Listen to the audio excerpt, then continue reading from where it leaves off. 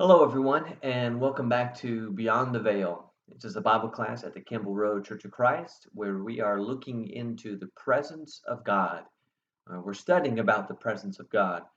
Specifically, we've looked at the tabernacle and the temple, but the overarching theme, the greater point that we are considering in this class is the significance of God's presence among his people, how God has dwelt among his people, how God accomplished, set about to accomplish dwelling among his people. And we've looked at the different variations of that. We've looked at the garden in Genesis 3. We've looked at altars from the patriarchs throughout the first books of the Bible. We looked at the construction of the tabernacle, the mobile tent where God's presence would dwell among his people. We looked at the temple that was constructed and built, beautiful in its appearance, this solid structure as a fixed place of God's presence among his people. Well, we've looked at a lot up to this point, and in today's lesson, in lesson 16, we look at Jesus and the temple. Hundreds of years have passed since the rebuilding of the temple and the arrival of Jesus. And when you read through the Gospels, one of the things that we come to see is the significance of the temple, both in what Jesus taught and in how Jesus interacted in and with the temple. For just a little bit of history to kind of catch us up as to what's going on by the time Jesus arrives. In 40 BC, the Roman Senate appoints Herod as king over Judea. And after about 3 years of struggling to secure power, Herod makes it his plan, his intention to reign firmly as the king in Jerusalem. And one of the things he sets out to do is to make his name known by building an extravagant temple. And so, one of the historians that lived not long after this time, his name was Josephus, he writes about Herod's temple. It says that Herod, in the 18th year of his reign, undertook a very great work, that is, to build of himself the temple of God, and to make it larger in compass, and to raise it to a most magnificent altitude, as esteeming it to be the most glorious of all his actions, as it was to bring it to perfection. And this would be sufficient for an everlasting memorial of him. So Herod took away the old foundations and laid others and erected the temple upon them. So Josephus tells us that Herod took down the all that Zerubbabel had built, removed that building, and upon that foundation he builds this new temple, this new glorious temple. And when you look at comparisons, Herod's temple was significantly larger than the other temples from Solomon's and especially the tabernacle. So Herod rebuilds the second temple, and he follows the same basic pattern that Solomon followed. And so Herod's temple is composed of a holy place and a most holy place. There's a porch. There's a series of courtyards. The major difference, one of the major differences is that Herod's temple is 100 cubits wide by 100 cubits long and 100 cubits high. And so, to maybe put it in a different scale, it dwarfs Solomon's temple, immensely larger than Solomon's temple. It also was fixed with great stones and marble. It was a beautiful structure like Solomon's. And so it resembled the temple that Solomon had constructed. It was just much larger, much greater. There's two noticeable differences, though, about Herod's temple. One is that there are no doors. Solomon's temple had doors to the entrance of the temple and then doors separating the holy place from the most holy place. Herod's temple did not. Instead, in place of doors, there were these thick curtains. So a curtain from the courtyard into the temple and a curtain in between the holy place and the most holy place. The other difference, and this is important when you think about the spiritual significance of the temple, is that the Holy of Holies, the inward room, From all we read about historically, was empty. It was left empty. Some say that maybe they had constructed a replacement mercy seat. But when you look through the text, when you look through history, really nothing was spoken about building a replacement ark, because what happened to that ark? It's gone. Nothing was spoken about those great cherubim that Solomon had constructed in there for his temple. And so, for all that we know, the Holy of Holies was empty. There was nothing beyond the veil. And that really tells us something, doesn't it? For over 600 years, about 600 years, when God left, before the Babylonians came to judge God's people and destroy Jerusalem, God's presence left and it has not returned. It has not come back in all this time. And that place, that building, that great temple, as beautiful as it might seem, as absolutely magnificent as it might seem in size, it's just an empty structure. Nothing inside. It does make you wonder, if there is no ark, how did the high priest, what would he offer the blood of sacrifices upon without a mercy seat? Maybe they had something constructed. Maybe this was all changed. Maybe their way of offering the blood and where they offered the blood was all changed. But in terms of a spiritual significance, this was just an empty temple. It was just built in Herod's mind. It was not built to glorify God. It was built to glorify him, to be seen as his legacy, this immense, beautiful, glorious structure. All would come and be in awe of. And so that's the temple we read about when Jesus comes to earth. It's Herod's temple. Solomon built the first. It was destroyed by the Babylonians. Zerubbabel helped Judah build the second one, and it went through different variations. But then Herod comes on the scene by the time the first century rolls about, and he removes Zerubbabel's temple, builds this great lavish temple, and that's the one we read about with Jesus. Galatians 4 and verse 4 tells us that Jesus was born under the law. And so think about this. Jesus was born under the old law. According to the old law, how many times would a Jew visit Jerusalem? Do you know the answer to that? How many times would they come to Jerusalem? Well, there would be at least 3 feasts that the Jews were required to go to Jerusalem. There was the Passover, there was Pentecost, and there was the Feast of Booths. And so at least 3 times a year, all Jews were expected to make their journey to Jerusalem to celebrate and uphold these feasts. And so for Jesus' life, at least 3 times a year, Jesus is traveling to Jerusalem. He would have seen, he would have known, and recognized the temple. The first appearances of Jesus in the temple happened after his birth.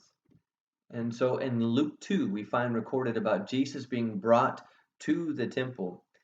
And what's amazing about this is that when he is there, there are some in the temple compound that see him and recognize him for who he is. First of which is Simeon, as this older, righteous, devout man. He sees Jesus and he is seen as both the Messiah and the Savior. Simeon was in verse 25 of Luke 2 was looking for the consolation of Israel.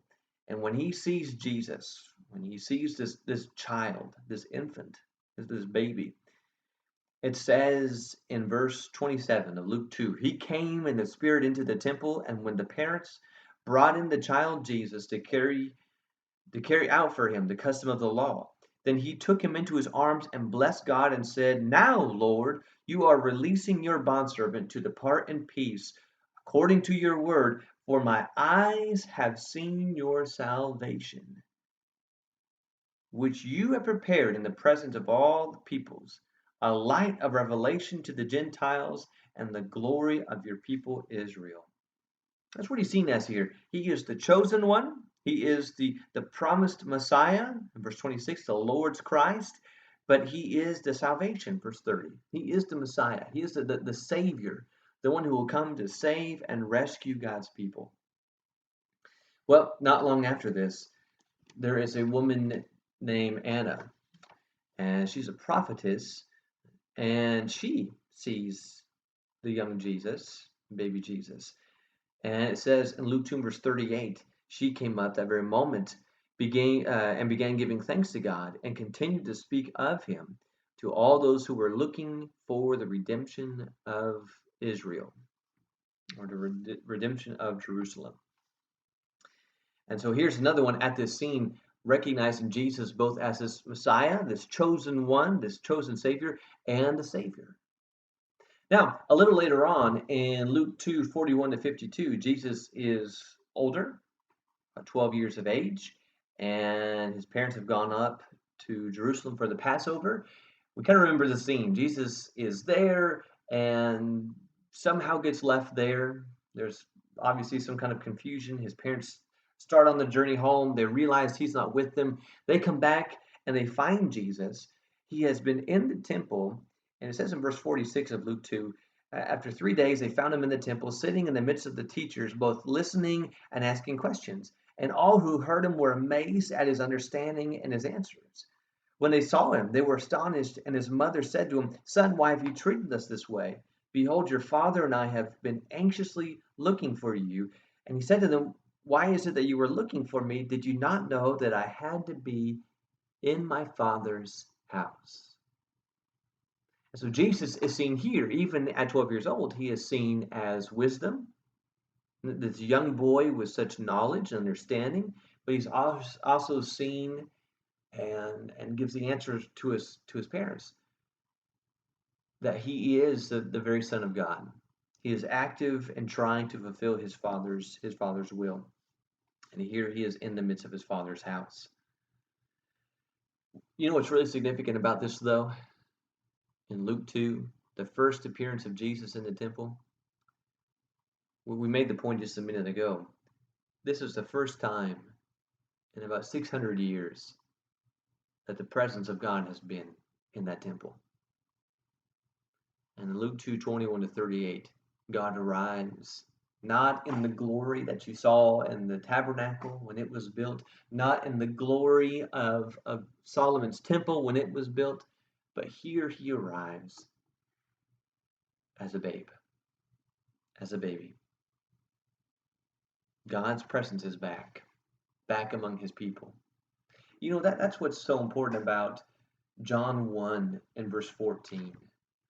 You see, John 1 and verse 14, John writes and says, "And the Word became flesh and dwelt among us, and we saw his glory, glory as of the only begotten from the Father, full of grace and truth." The Word became flesh and dwelt among us.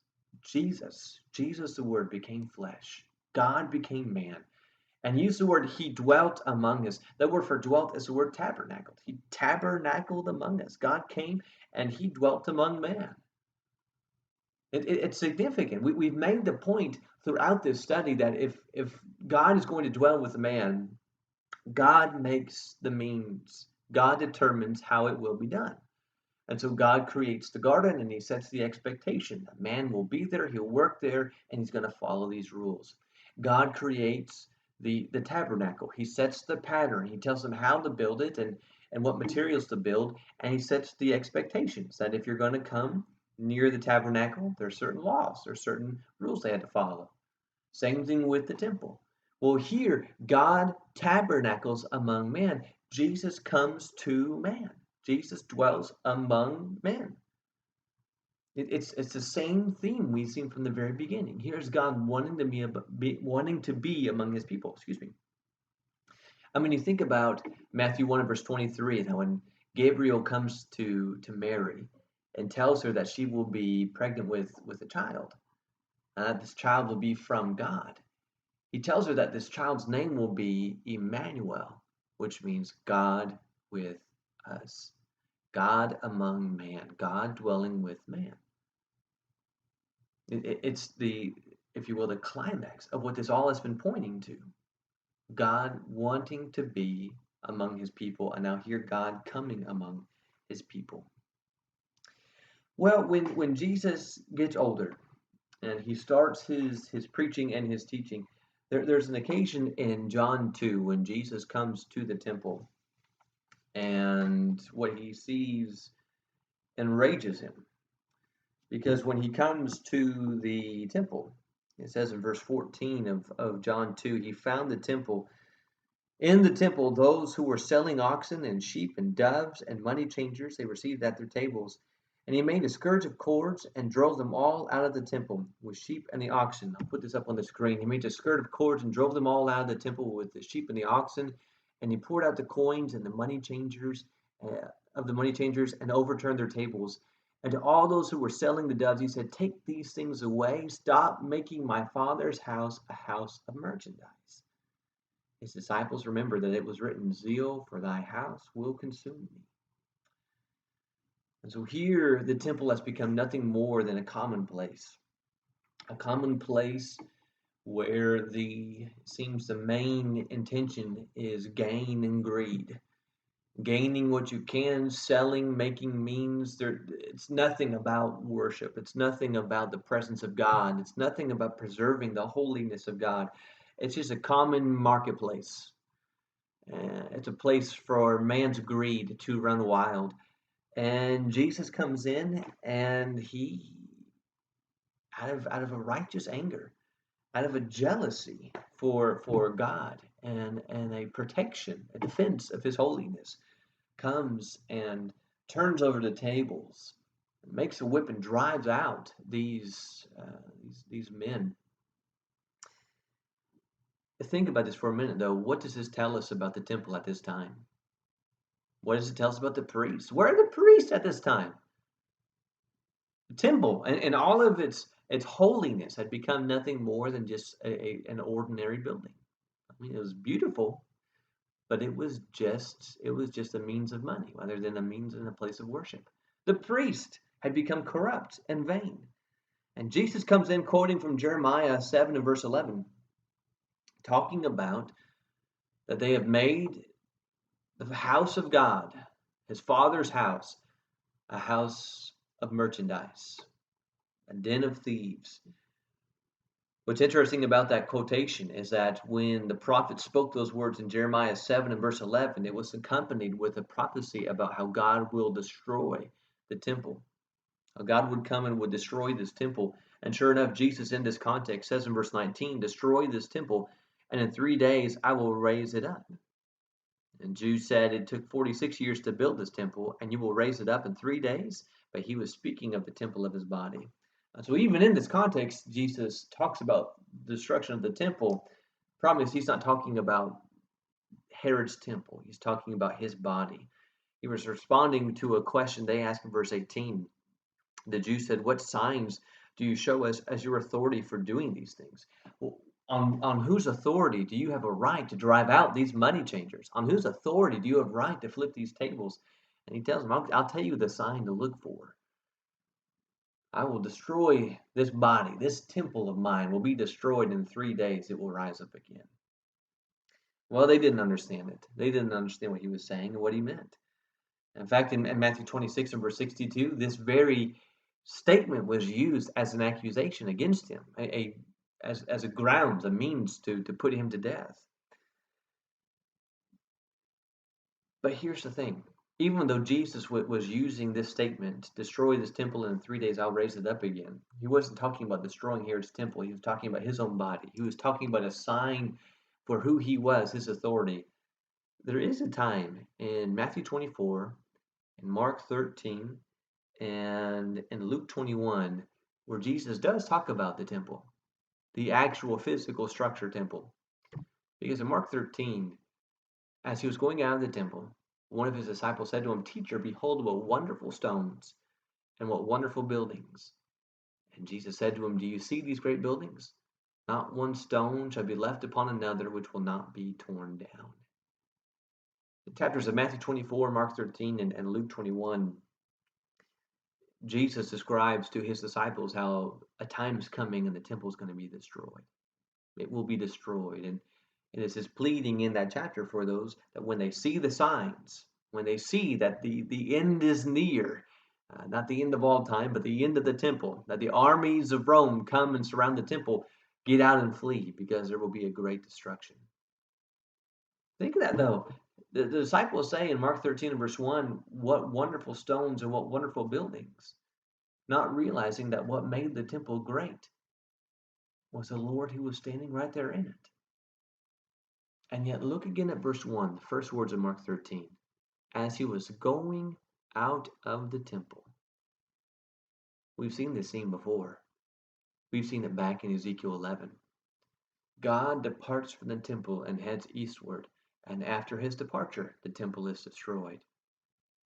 Here, Jesus exits the temple. He leaves from the temple, and the words on his lips are, this temple, it's going to be destroyed.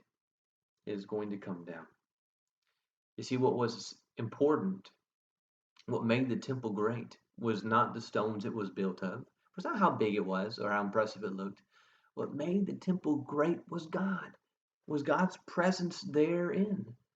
And that's why Jesus could make a statement like Matthew 12 and verse 6, where he says, I say to you, something greater than the temple is here. You think this structure is great? I am telling you, there is something far greater than the temple. And what we're going to see in the next couple lessons is what that means, what this really means.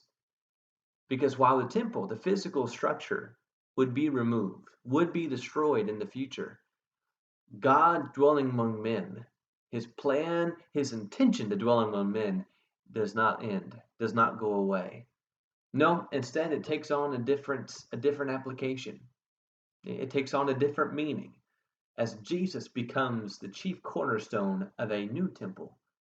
A temple not built with stones, at least not stones made of earth, stones of rocks, but perhaps made of living stones, made and built out of his people.